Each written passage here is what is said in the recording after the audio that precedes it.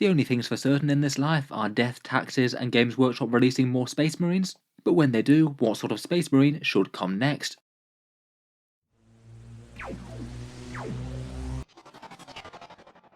Hello and welcome back to Warspecs Tactics, where today we're talking about Space Marine releases and what sort of miniatures could be potential gaps in the Primaris range, or things that Games Workshop might be more likely to give us in the next wave of Space Marine power armoured goodness. If there's one easy prediction to make about Games Workshop's future releases, at some stage and probably sooner rather than later, they're going to unleash another wave of Primaris Space Marines for us, and it's much more of a question of when than if. The logic really isn't too hard to follow. The most people collect the Space Marines, so when you sell a new model for them, more people are likely to buy them, and I guess in a weird way you are sort of serving the most people out of the community by releasing more models that are likely to be relevant to more people. A generic Space Marine model might be picked up by Blood Angels and Death Watch players, just as much as it is the more standard Ultramarines, Salamanders, or Imperial Fists maybe. Obviously, the fact that many other armies need or want things more isn't really up for debate. There's certain factions out there that the Space Marines have more individual HQ choices than they have for their entire army's worth of models, and some kits that have arguably needed an update for literally decades now. Space Marines are inevitably going to get more love than average though. Games Workshop do seem to be in the process of making a complete Primaris range, and after that it's certainly a bit questionable as what might happen to the Firstborn Marines once every unit has a Primaris equivalent. As for the next Space Marine release, there's certainly been rumours about, supposedly a new Space Marine dex coming sometime in 2023, supposedly accompanied by a heavily armoured Redemptor Dreadnought with a melter weapon, some sort of jump pack Primaris, maybe jump pack assaults, and there have been at least some rumours of Blood Angels getting a major update with a bunch of new models starting for 10th edition. I think it's still a pretty interesting question though as to what Games Workshop should actually release in these waves. I think there's certainly a few common themes that a lot of people would quite like to see, and there is scope for being explored when they do release more Marines. First up, and a question that's perhaps been bubbling under the surface for a while, is if Games Workshop is going to release something that actually is a Primaris update to standard Terminators, or whether or not Gravis Armour and Aggressors are basically already that, and that's all we're getting. I feel like this is a debate that quite a lot of people are on both sides of the fence for. For a lot of people, the Gravis Armoured Aggressors are basically the Terminator update from Games Workshop. They do, after all, have big chunky armour, a pair of power fists, and can spit out an awful lot of bolt shots while they're slogging up the board.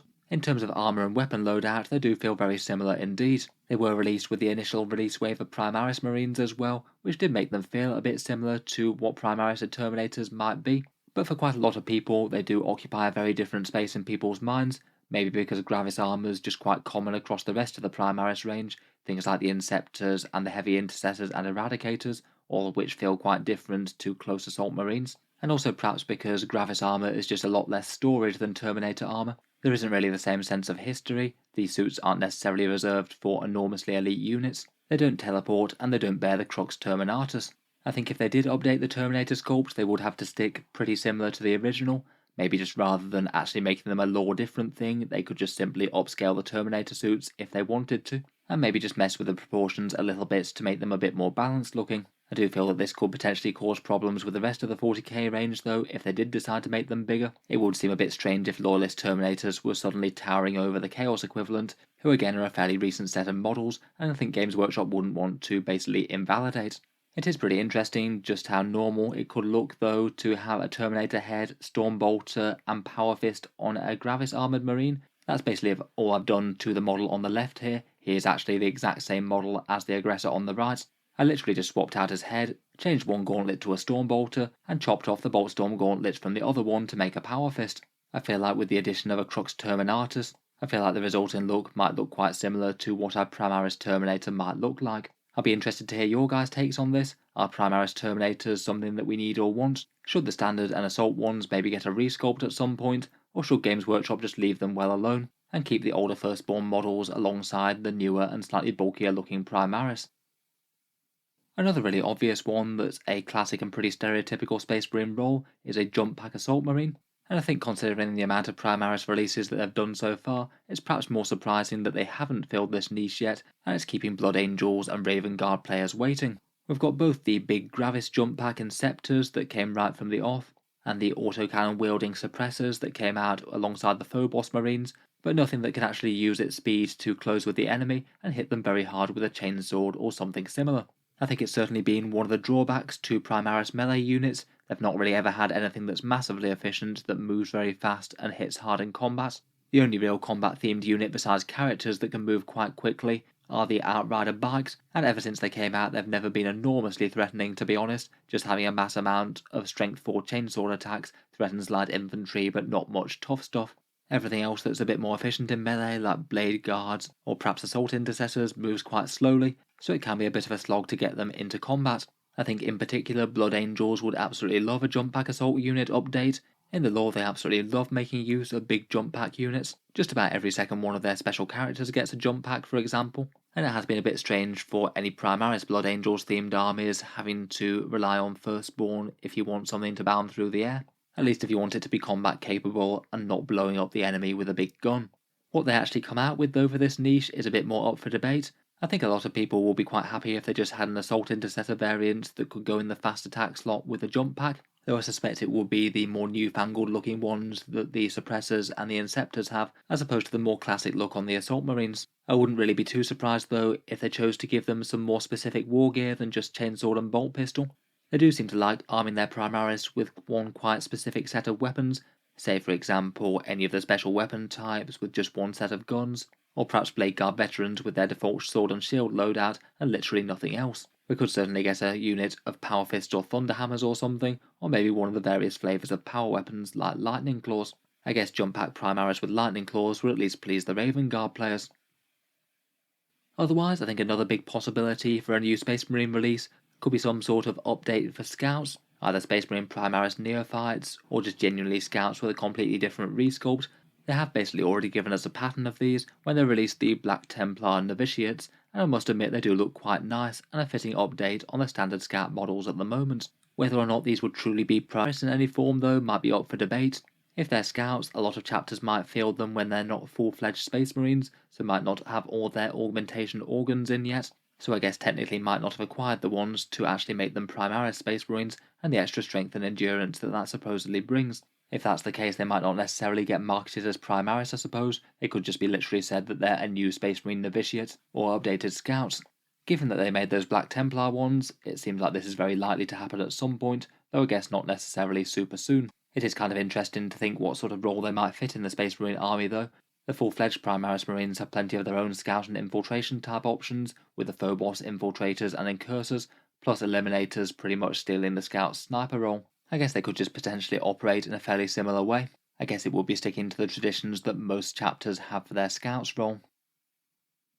Another thing that's pretty much an inevitability at some point is having the big chapters redone. Again, I feel like the Black Templars did give us rather a lot of clues as to how Games Workshop might roll out the rest of the range in a similar way. The Black Templar update was kind of impressive for just how extensive it was in my opinion, basically redoing every single model that the faction had, even if it wasn't loads, and even adding a fair few more thematic bits on the side, things like unique character sculpts and a really fun and in-depth upgrade sprue. It's really not hard to imagine, say, Blood Angels, Dark Angels, and Space Wolves getting a similar update, and probably not in the super distant future either.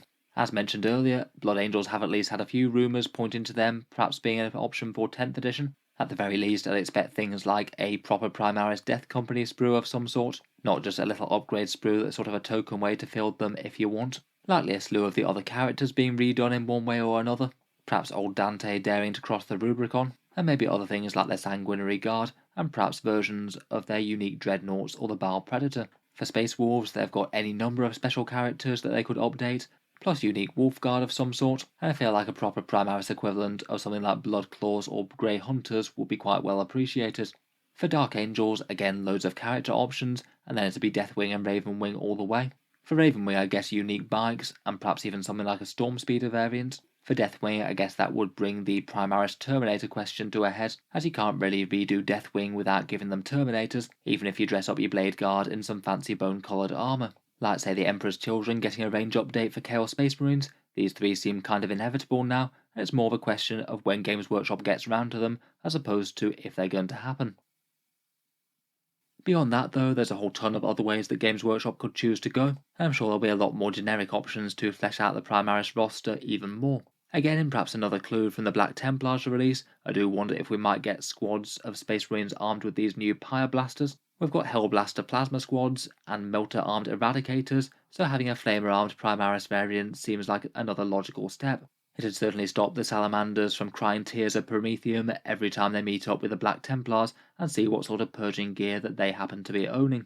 Another popular idea, it seems, is melee gravis armor. We've got the ranged eradicators and inceptors and the dual role aggressors, but I think it could be quite fun to see a truly enormous tanky dangerous melee unit for them, perhaps in a similar sort of fashion to assault terminators, perhaps either hammers and shields or lightning claws if they wanted to really go down the same kind of route.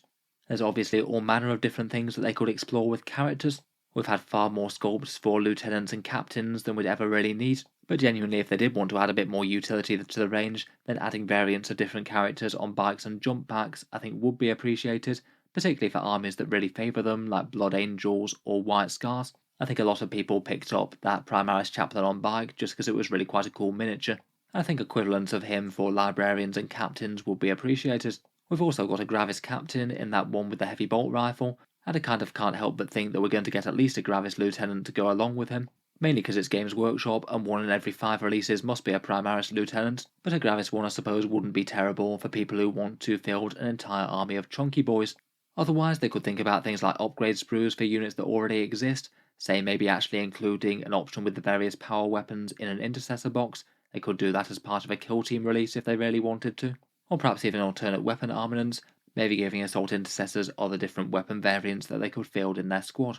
Otherwise, for inspiration, you could just about look at every single bit of the Firstborn range that doesn't really have a clear Primaris equivalent, barrage or artillery weapons like the Whirlwind, perhaps the siege pattern of the Gladiator tank akin to the Vindicator, perhaps some ranged veterans akin to Stern Guard now that we have the Blade Guard for essentially Vanguard on foot, different patterns of Dreadnought, which it sounds like we're getting one of.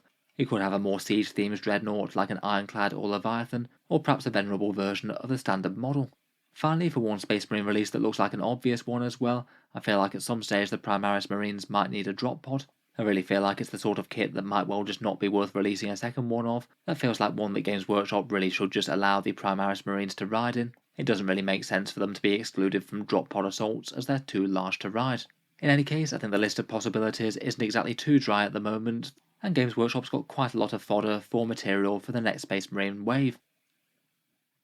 So let me know what you think then, what's likely to be coming next, and what are the most important gaps in the roster that Games Workshop should try and fill if they genuinely want to add something to the Space Marine range, rather than creating potentially more redundant models.